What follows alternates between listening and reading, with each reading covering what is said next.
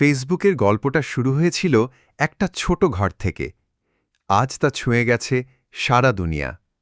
২০০৪ সালের এক ঠান্ডা রাতে হার্ভার্ড বিশ্ববিদ্যালয়ের এক ছাত্র নিজের রুমে বসে একটা ওয়েবসাইট বানালেন।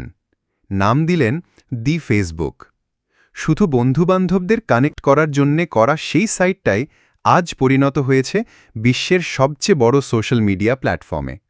হ্যাঁ, আমরা যেটাকে আজ ফেসবুক বলি, সেটার পেছনে ছিলেন একজন তরুণ প্রোগ্রামার, মার্ক জাকারবার্গ। আজ সেই ফেসবুক দিয়ে আমরা ছবি শেয়ার করি, ভিডিও দেখি, হাসি কান্না ভাগ করি, অনেকেই ব্যবসাও শুরু করি।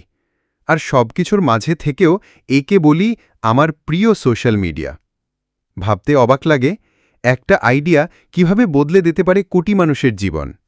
এই তথ্য বদলায়, সময় বদলায়, কিন্তু গল্পটা রয়ে যায় মনে গেঁথে। একজন তরুণ স্বপ্ন দেখেছিল, আর আমরা তা আজ ছুঁয়ে দেখি। Facebook, mark Zuckerberg, story of success, social মিডিয়ার রাজা, ছোট ঘর থেকে বিশ্বজয়।